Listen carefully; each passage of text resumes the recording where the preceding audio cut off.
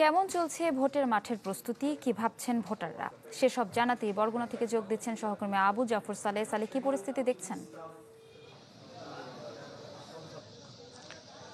ঈশিতা, আসলে আসন্ন জাতীয় সংসদ নির্বাচনকে ঘিরে রাজনৈতিক মাঠে যে পরিমাণ আসলে উৎসাহ উদ্দীপনা বা যে অবস্থা রয়েছে, আসলে উল্টো চিত্র কিন্তু সাধারণ মানুষের মাঝে এবং বিভিন্ন শ্রেণী পেশার মানুষের মাঝে আসলে যেটি হচ্ছে যে আপনাকে একটু বলি যে বরগুনা আসলে একটি সাগর উপকূলীয় জেলা এবং নদীবেষ্টিত জেলা। এখানকার প্রায় 805 কিলোমিটার বেড়িবাঁধ রয়েছে। এখানকার বিশাল একটি জনগোষ্ঠী জেলে পেশায় রয়েছে। এখানের যোগাযোগ ব্যবস্থা, স্বাস্থ্য, শিক্ষা নানান দিক থেকেই কিন্তু বরগুনা দীর্ঘদিন পিছিয়ে আছে এবং এই উন্নয়নগুলো আসলে পুরোপুরি না হওয়ার কারণেই কিন্তু মানুষের একটি ক্ষোভ কাজ করে দীর্ঘদিন থেকে। এবং এখানকার যারা রয়েছেন, এখানকার মানুষ যাতে রয়েছেন, তারা আসলে ভাবছেন যে আসলে রাজনৈতিক নেতাদের পরিবর্তন নয়, আসলে সাধারণ মানুষের পরিবর্তনটা তারা চাচ্ছে এবং এখানে যে ভাগ্যের যে পরিবর্তন, সেই পরিবর্তনটি আসলে মূল উদ্দেশ্য। আমি এখানকার আসলে যারা পরিবহন জগতে কাজ করেন, এখানকার আমি এরকম একজনের সাথে কথা বলবো যে আসলে যদি বরগুনায় আপনার যেহেতু আসন্ন জাতীয় সংসদ নির্বাচন, এই নির্বাচনে আসলে আপনারা কেমন প্রার্থী আসলে প্রত্যাশা করেন, যদি একটু বলতেন। আসলে আমরা এমন প্রার্থী চাই যে বরগুনার যোগাযোগ ব্যবস্থা খুবই নাজুক, এই যোগাযোগ ব্যবস্থা যে উন্নতিকরণ করতে পারবে সেরকম একজন ন্যায়নিষ্ঠা পরায়ণ একজন প্রার্থী আমরা চাই।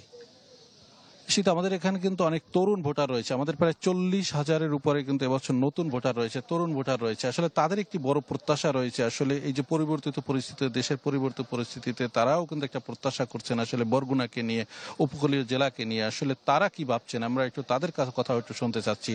যদি আসলে আপনাদের প্রত্যাশাটা কি বরগুনাকে নিয়ে, বা কেমন নির্বাচনটা হওয়া উচিত, কেমন প্রার্থী আপনারা প্রত্যাশা করেন, যদি একটু বলেন।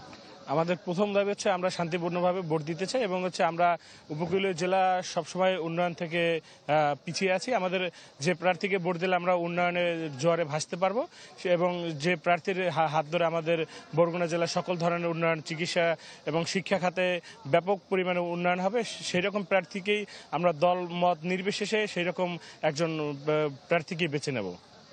তো আসলে আমরা আরো একজন তরুণ ভোটার, তার সাথেও কথা বলতে চাচ্ছি। আসলে আপনি আসলে কি মনে করছেন যে সামনে নির্বাচনটা কেমন হবে বলে আপনার কাছে মনে হচ্ছে? আসলে আসসালামু আলাইকুম সালেহ ভাই, আপনাকে ধন্যবাদ। তরুণের প্রথম ভোট ধানের শীষের পক্ষে হোক, এটা প্রথম স্লোগান। আমরা চাইতেছি সন্ত্রাস, চাঁদামুক্ত, দুর্নীতি মুক্ত, এটা বর্তমান সমাজ আমরা চাইতেছি যে তরুণের প্রথম, আমাদের তরুণের যে প্রথম ভোট, এটা আমরা সবাই চাইতেছি যে চাঁদাবাজ মুক্ত, সৎ, শিক্ষিত এরকম লোককে আমরা চাইতেছি বরগুনায়।